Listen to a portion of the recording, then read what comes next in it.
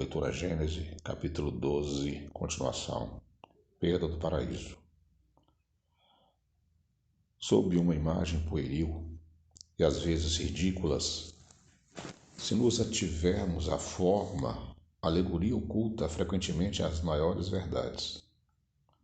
Haverá fábula mais absurda à primeira vista do que a de Saturno, o deus que devora pedras, tomando-as por seus filhos? Todavia, que de mais profundamente filosófico e verdadeiro do que essa figura se lhe procurarmos o sentido moral? Saturno é a personificação do tempo. Sendo todas as coisas obras do tempo, ele é o pai de tudo o que existe, mas também tudo se destrói com o tempo. Saturno, a devorar pedras, é o símbolo da destruição, pelo tempo, dos mais duros corpos, seus filhos vistos que se formaram com o tempo. E quem, segundo essa mesma alegoria, escapa a semelhante destruição? Somente Júpiter, símbolo da inteligência superior, do princípio espiritual, que é indestrutível.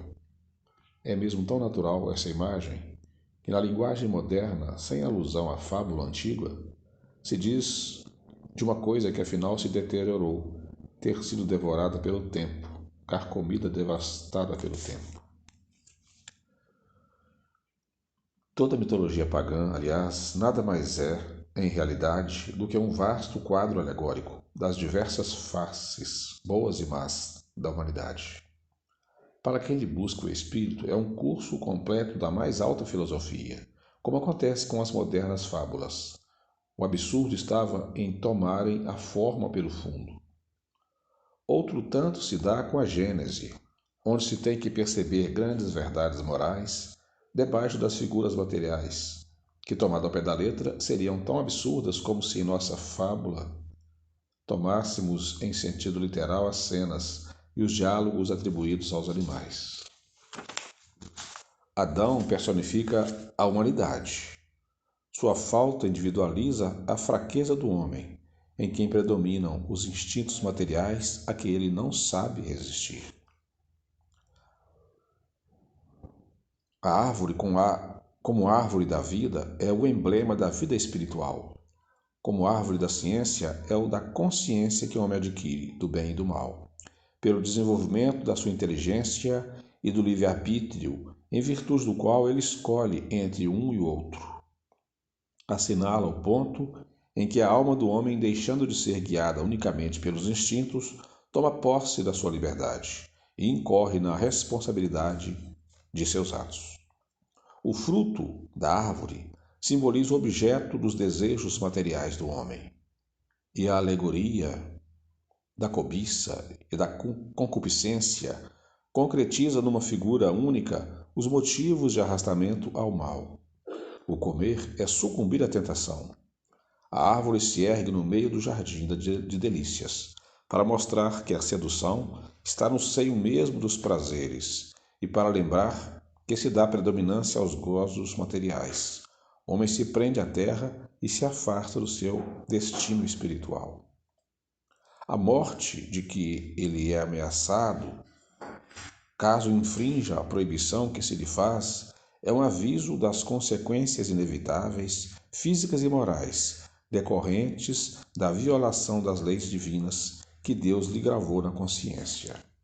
É, por demais, evidente que aqui não se trata da morte corporal, pois que depois de cometida a falta, Adão ainda viveu longo tempo, mas sim da morte espiritual, ou, por outras palavras, da perda dos bens que resultam do adiantamento moral, perda figurada pela sua expulsão do jardim de delícias. A serpente está longe de ser tida como tipo de astúcia. Ela, pois, entra aqui mais pela sua forma do que pelo seu caráter, como alusão à perfídia dos maus conselhos que se insinuam, como a serpente, e a qual, por essa razão, o homem muitas vezes não desconfia. Ao demais, se a serpente, por haver enganado a mulher, é que foi condenada a andar de rojo sobre os ventres, dever-se-á deduzir que antes esse animal tinha pernas, mas nesse caso não era serpente. Por que então se há de impor à fé ingênua e crédula das crianças como verdades tão evidentes alegorias, qual que, falseando ser-lhes o juízo, se faz que mais tarde venham a considerar a Bíblia um tecido de fábulas absurdas? Deve-se, além disso, notar que o termo hebreu nahash, traduzido por serpente, vem da raiz nahash, que significa fazer encantamentos, adivinhar as coisas ocultas, podendo, pois, significar encantador, adivinho. Com esta acepção, ele é encontrado na própria Gênese, no capítulo 64, no versículo 5 e 15, a propósito da taça que José mandou esconder no saco de Benjamim. A taça que roubaste, é que meu senhor bebe, e de que se serve para adivinhar, Nahash. Ignoras que não há quem me iguale na ciência de adivinhar, Nahash. No livro Números, capítulo 23, versículo 23 também, não há encantamentos, Nahash, em Jacó, nem adivinhos em Israel. Daí o haver palavra Nahash, tomado também a significação de serpente, réptil, que os encantadores tinham a pretensão de encantar, ou de que se serviam em seus encantamentos. A palavra Nahash só foi traduzida por serpente na versão dos 70, os quais, segundo Rothschild, corromperam o texto hebreu em muitos lugares. Versão essa escrita em grego no segundo século da era cristã. As suas exatidões resultaram sem dúvida das modificações que a língua hebraica sofrera no intervalo transcorrido, porquanto o hebreu do tempo de Moisés era uma língua morta que diferia do hebreu vulgar, tanto quanto o grego antigo e o árabe literário diferem do grego e do árabe modernos. É, pois, provável que Moisés tenha apresentado como sedutor da mulher o desejo de conhecer as coisas ocultas, suscitado pelo espírito de adivinhação, o que concorda com o sentido primitivo da palavra Nahash. Adivinhar, e por outro lado, com essas palavras, Deus sabe que logo que houverdes comido desse fruto, vossos olhos se abrirão e sereis como deuses. Ela, a mulher, viu que era cobiçável a árvore para compreender, e tomou o seu fruto. Não se deve esquecer que Moisés queria proscrever de entre os hebreus a arte de adivinhação praticada pelos egípcios como prova de o haver proibido que aqueles interrogassem os mortos e os espíritos Pitom. A passagem que diz: o Senhor passeava pelo jardim à tarde, quando se levanta vento brando, é uma imagem ingênua e um tanto pueril que a crítica não deixou de assinalar. Mas nada tem que surpreenda se nos reportamos à ideia de que os hebreus dos tempos primitivos faziam de Deus. Para aquelas inteligências frustas, incapazes de conceber abstrações, Deus havia de ter uma forma concreta, e eles tudo referiam à humanidade como o único ponto que conheciam. Moisés, por isso, lhes falava como as crianças por meio de imagens sensíveis. No caso de que se trata, tem-se personificada a potência soberana, como os pagãos personificavam em figuras alegóricas as virtudes, os vícios e as ideias abstratas. Mais tarde, os homens despojaram da forma a ideia do mesmo modo que a criança, tornada adulta, procura o sentido moral dos contos com que a acalentaram. Deve-se, portanto, considerar essa passagem como uma alegoria, figurando a divindade a vigiar em pessoa os objetos da sua criação. O grande rabino Wolge a traduziu assim: eles ouviram a voz do eterno Deus, percorrendo o jardim do lado de onde vem o dia. Se a falta de Adão consistiu literalmente em ter comido um fruto, ela não poderia, incontestavelmente, pela sua natureza quase pueril, justificar o rigor com que foi punida. Não se poderia, tampouco, admitir racionalmente que o fato seja qual geralmente o supõe. Se o fosse, teríamos Deus considerando o irremissível crime a condenar a sua própria obra, pois que ele criara o homem para a propagação. Se Adão houvesse entendido assim a proibição de tocar no fruto da árvore e com ela se houvesse conformado escrupulosamente, onde estaria a humanidade? O que teria sido feito dos desígnios do Criador? Deus não criara Adão e Eva para ficarem sós na terra. A prova disso está nas próprias palavras que ele dirige logo depois de os ter formado, quando ele ainda estava no paraíso terrestre. Deus os abençoou e lhes disse: crescei e multiplicai-vos, enchei a terra e submetei-a ao vosso domínio.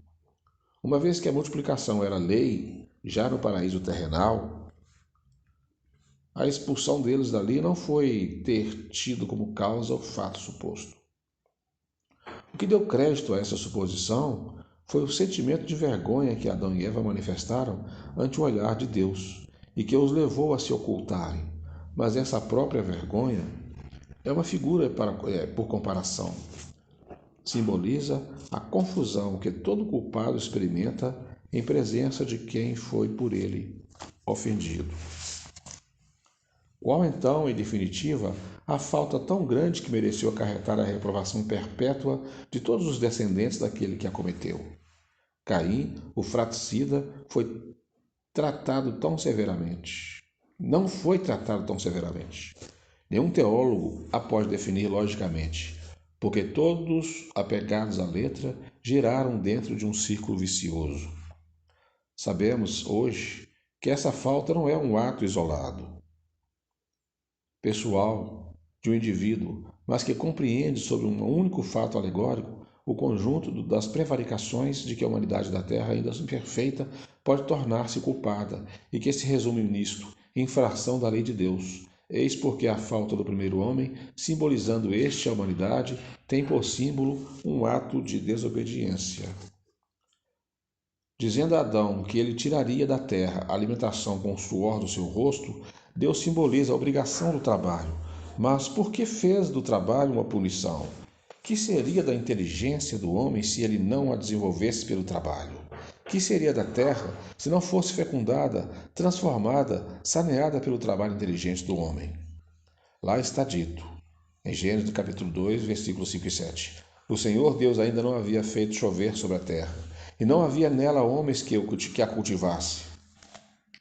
O Senhor formou então do limbo da terra o homem. Essas palavras aproximadas dessas outras, enchei a terra, provam que os homens teve, desde a sua origem, estava destinado a ocupar toda a terra e a cultivá-la, assim como ao demais, que o paraíso não era um lugar circunscrito a um canto do globo. Se a cultura da terra houvesse de ser uma consequência da falta de Adão, seguir-se-ia que se Adão não tivesse pecado, a terra permaneceria inculta e os desígnios de Deus não se teriam cumprido. Porque disse ele à mulher que, em consequência de haver cometido a falta, pariria com dor.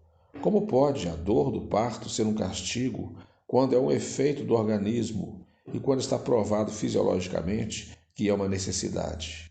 Como pode ser punição uma coisa que se produz segundo as leis da natureza?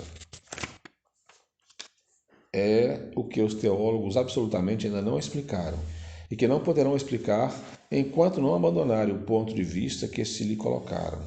Entretanto, podem justificar-se aquelas palavras que parecem tão contraditórias. Notemos, antes de tudo, que se no momento de terem criados dois, a alma de Adão e de Eva tivessem visto no nada, como ainda se ensina, eles haviam de ser bisonhos em todas as coisas. Havia, pois, de ignorar o que é morrer. Estando sós na terra, como estavam enquanto viveram no paraíso, não tinham assistido à morte de ninguém. Como então teriam podido compreender em que consistia a ameaça de morte que Deus desfazia? Como teria Eva podido compreender que parir com dor seria uma punição, visto que, tendo acabado de nascer para a vida, ela jamais tivera filhos e era a única mulher existente no mundo? Nenhum sentido, portanto, deviam ter para Adão e Eva as palavras de Deus, mal surgido do nada. Eles não podiam saber como nem por que haviam surgido ali, nem podiam compreender nem o Criador, nem o motivo de proibição que lhes era feito.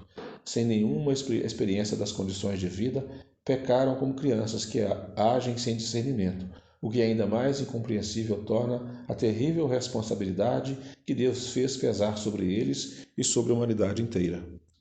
Entretanto, o que constitui para a teologia um beco sem saída, o Espiritismo o explica sem dificuldade e de maneira racional, pela anterioridade da alma e pela pluralidade das existências, lei sem a qual tudo é mistério e anomalia na vida do homem. Com efeito, admitamos que Adão e Eva já tivessem vivido, e tudo logo se justifica. Deus não lhes fala como a criança, mas como a seres em estado de o compreenderem, e que o compreendem, prova evidente de que ambos trazem aquisições anteriormente realizadas. Admitamos, ademais, que hajam vivido em um mundo mais adiantado e menos material do que o nosso, onde o trabalho do espírito substituía o do corpo, mas que, por se haverem rebelado contra a lei de Deus, figurada na desobediência, tenham sido afastados de lá e exilados por punição para a terra, onde o homem, pela natureza do globo, é constrangido a um trabalho corporal. E reconheceremos que a Deus assistia a razão para lhes dizer: no mundo onde daqui em diante ides viver, cultivareis a terra, e dela tirareis o alimento com o suor da vossa fronte. E a mulher parirás com dor, porque tal é a condição desse mundo. O paraíso terrestre, cujos vestígios têm sido inutilmente procurados na terra, era por conseguinte a figura do mundo ditoso, onde vivera Adão, ou antes a raça dos espíritos que ele personifica. A expulsão do paraíso marca o momento em que esses espíritos vieram encarnar entre os habitantes do mundo terráqueo, e a mudança de situação foi a consequência da expulsão. O anjo que, empunhando uma espada flamejante, veda a entrada do paraíso, simboliza a impossibilidade em que se acham os espíritos dos mundos inferiores de penetrar nos mundos superiores, antes que o mereçam pela sua depuração. Caim, depois do assassinato de Abel, responde ao Senhor: a minha iniquidade é extremamente grande para que me possa ser perdoada. Vós me expulsais hoje de cima da terra, e eu me irei ocultar da vossa face. Irei fugitivo e vagabundo pela terra, e qualquer um então que me encontre matar-me-á. O Senhor lhe respondeu: não, isto não se dará, porquanto severamente punido será quem matar Caim. E o Senhor pôs um sinal sobre Caim, a fim de que não o matassem os que vissem a encontrá-lo. Tendo se retirado de diante do Senhor, Caim ficou vagabundo pela terra e habitou a região oriental do Éden. Havendo conhecido sua mulher, ele concebeu e pariu Enoque. Ele construiu, literalmente estava construindo uma cidade, que chamou Enoque, Enoquia, nome do seu filho. Isso está em Gênesis capítulo 4, versículos 13 a 16. Se nos apegarmos à letra da Gênese, eis as consequências a que chegaremos. Adão e Eva estavam sós no mundo, depois de expulsos do paraíso terrestre. Só posteriormente tiveram os dois filhos, Caim e Abel. Ora, tendo-se Caim retirado para outra região, depois de haver assassinado o irmão, não tornou a ver seus pais, que de novo ficaram isolados. Só muito mais tarde, na idade de 130 anos, foi que Adão teve um terceiro filho, que se chamou Sete. Depois de cujo nascimento, ele ainda viveu, segundo a genealogia bíblica, 800 anos e teve mais filhos e filhas. Quando, pois, Caim foi estabelecer-se a leste do Éden, somente havia na terra 3 pessoas, seu pai e sua mãe, e ele sozinho do seu lado. Entretanto, Caim teve mulher e um filho. Que mulher podia ser essa? De onde pudera ele desposá-la? O texto hebreu diz: ele estava construindo uma cidade. E não, ele construiu, o que indica ação presente e não ulterior. Mas uma cidade pressupõe a existência de habitantes, visto não ser de presumir que Caim a fizesse para si, sua mulher e seu filho, nem que pudesse edificar sozinho. Dessa própria narrativa, portanto, se tem de inferir que a região era povoada. Ora, não podia sê-los pelos descendentes de Adão, que então se reduziam a um só, Caim. Aliás, a presença de outros habitantes ressalta igualmente desta palavra de Caim: serei fugitivo e vagabundo, e quem quer que me encontre, matar-me-á. E da resposta que Deus lhe deu, quem poderia ele temer que o matasse? E que utilidade teria o sinal de Deus, que Deus lhe pôs, para preservá-lo de ser morto, uma vez que ele a ninguém iria encontrar? Ora, se havia na terra outros homens, fora a família de Adão, é que esses homens aí estavam antes dele, de onde se deduz essa consequência, tirada do texto mesmo da Gênese. Adão não é nem o primeiro, nem o único pai do gênero humano. Eram necessários os conhecimentos que o Espiritismo ministrou acerca das relações do princípio espiritual com o princípio material, acerca da natureza da alma, de sua criação em estado de simplicidade e de ignorância, da sua união com o corpo, da sua indefinida marcha progressiva através de sucessivas existências e através dos mundos que são outros tantos degraus da senda do aperfeiçoamento, acerca da sua gradual libertação da influência da matéria, mediante o uso do livre-arbítrio, da causa dos seus pendores, bons ou maus, e de suas aptidões do fenômeno do nascimento e da morte, da situação do espírito na erraticidade e, finalmente, do futuro como prêmio de seus esforços por se melhorar e da sua perseverança no bem, para que se fizesse luz sobre todas as partes da gênese espiritual. Graças a essa luz, o homem sabe doravante de onde vem, para onde vai, por que está na terra e por que sofre. Sabe que tem nas suas mãos o seu futuro e que a duração do seu cativeiro nesse mundo unicamente dele depende. Despida da alegoria acanhada e mesquinha, a Gênese se apresenta grande e digna da majestade, da bondade e da justiça do Criador. Considerada deste ponto de vista, ela confundirá a incredulidade e triunfará.